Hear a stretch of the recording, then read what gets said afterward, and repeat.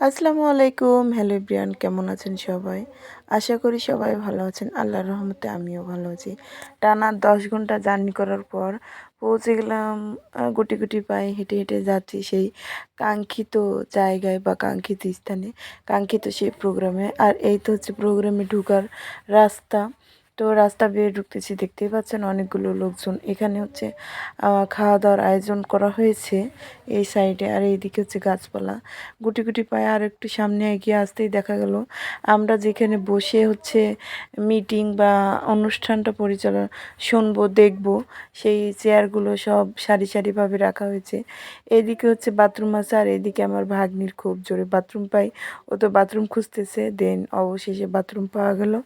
আর এই পাতিলগুলোতেই হচ্ছে মূলত আমাদের হয়তো বা বিরিয়ানি টিরিয়ানি রান্না হবে। এখনও কোনো কিছু রান্না হয়নি, যেহেতু তখন বাজে সকাল 8টা।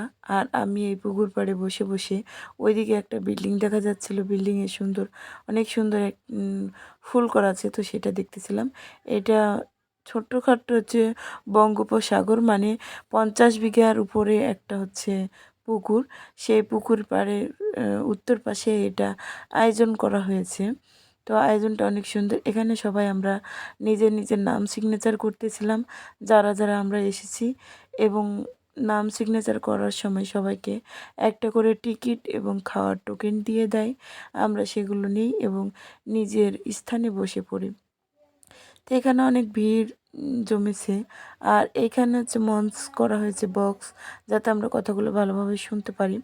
তো আমাদের উপদেষ্টা বিভিন্ন অফিসারেরা আমাদেরকে নির্দেশামূলক বক্তব্য দিচ্ছে এবং সবাইকে বসার জন্য আহ্বান জানাচ্ছে। আর এই তো হচ্ছে আমি, আর এই হচ্ছে সবাই লোকজন অনেকগুলো এসেছে। আমি যখন আসি তখন ভেবেছিলাম আমি একমাত্র ব্যক্তি, একাই আছি। আর আমার পাশে এই আপুটা হচ্ছে কুমিল্লা সদরের, উনি কুমিল্লা থেকে এসেছে।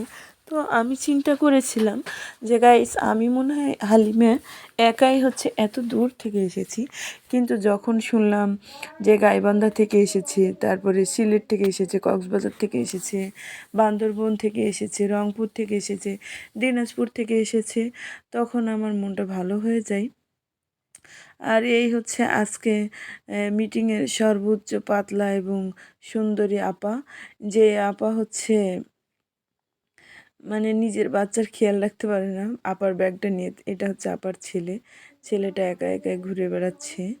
তো আমার একটু ভয়ই লাগলো, কারণ যেহেতু পুকুরটা অনেক বড়, আর উনি কিন্তু ওইদিকে খেলে বেড়াচ্ছে, যদি পড়ে যায়। তারপরে আপাকে বললাম যে ওকে নিয়ে আসেন, ধরেন, ওকে কিছু খাওয়ান এবং নিয়ে বসে গল্প করেন। তারপরে একে একে বক্তব্যের পালা শুরু হলো। সবাই অনেক হচ্ছে সুন্দরভাবে বক্তব্য দিচ্ছে, অনুপ্রেরণামূলক কথা বলতেছে। যারা আমরা এগিয়ে গিয়েছি, এই জায়গায় এসেছি, তাদেরকে আরও এগিয়ে যাওয়ার নির্দেশনা দিচ্ছে। শুনে খুব ভালোই লাগতেছিল এবং খুব এনজয় করতেছিলাম।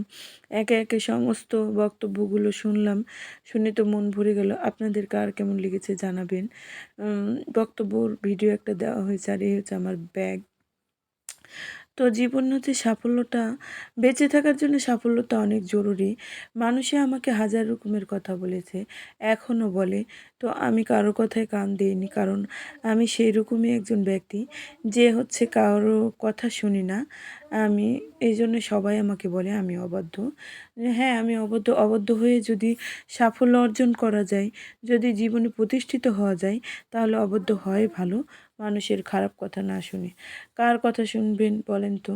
যারা হচ্ছে খেতে দেয় না, শুধু বাজে কথাই বলে, সমালোচনা করে তাদের। তো যাই হোক, কথা বলতে বলতে আমাদের দুপুর হয়ে যায়। মিটিং শেষ করে আমরা খাওয়া দাওয়া শুরু করি। খাওয়া দাওয়া শুরু করেছি, এইখানে হচ্ছে কী কী মেনু আছে সেটাই দিচ্ছি। খাওয়া দাওয়া শেষে চলে আসলাম হচ্ছে সেই জাদুঘরে। এখানে হচ্ছে সোনারগাঁও, মিটিংটা হচ্ছিল নারায়ণগঞ্জ সোনারগাঁও। আর সোনারগাঁও হচ্ছে একটা সুন্দর জাদুঘর আছে, সেই জাদুঘরে ঢুকতেছি। আর এই হচ্ছে আমার বাবার মতো একজন পরিশ্রমী লোক। আমার দাদার বাড়িতে এরকম 2টা বলদ ছিল, আর আমার বাবা ছিল। দাদার বাড়ি বানতে যতগুলো মাটি লেগেছে, এইরকম 2টা বলদ আর আমার বাবার দেহ পুরোটাই মাটি হয়ে যায়। দেন আমরা চলে যাচ্ছিলাম জয়নাল আবেদিনের তো হাতের তৈরি কিছু জিনিসপত্র আসবাবপত্র দেখার জন্য। ইনি হচ্ছে আমার বড়াব্বা হয়, আমার গ্রামে বাড়ি। এলাকা বা সম্পর্কে বড়াব্বা হয়, আপন কেউ না। তো উনিও কাজ করে, আমরা একসাথেই কাজ করি। উনিও এসেছে মিটিংয়ে। আর এখানে তো বিভিন্ন আপু দুলাভাইদের দেখতেছি, মানে এগুলো হবু দুলাভাইও আছে, আবার দুলাভাইও আছে। যাই হোক, গুটি গুটি পায়ে আমরা চলে আসলাম। এখানে আসেই ঢুকতে প্রথমে হচ্ছে নকশি কাঁথা দেখতেছি। আমার এগুলো ভালোই লাগে দেখতে, কারণ আমিও বিভিন্ন ধরনের নকশি কাঁথা সেলাই করি এবং কাজ করতে পছন্দ করি। তো তারপরে দেখতেছিলাম যে গ্রামীণ মানুষের জীবন কতটা কষ্টের। দেন আমরা চলে আসি এইদিকে লাইব্রেরিতে। এই কাঠের বাঁশের সিঁড়ি দিয়ে আমি যখন হাঁটতেছিলাম তখন চিন্তা করতেছিলাম যদি ভেঙে পড়ে তাহলে কি হবে। তো যাই হোক, ভেঙে পড়েনি, অবশেষে আল্লাহর অশেষ মেহেরবানিতে সুস্থভাবে ওখান থেকে পার হয়ে চলে আসি। এবং আসার পরে এদিকে মসজিদ, নামাজের স্থান আছে, বিভিন্ন গাছগাছালি দেখি। দেখার পর এই পুকুর পাড়ের পুকুরের ধার দিয়ে গুটি গুটি পায়ে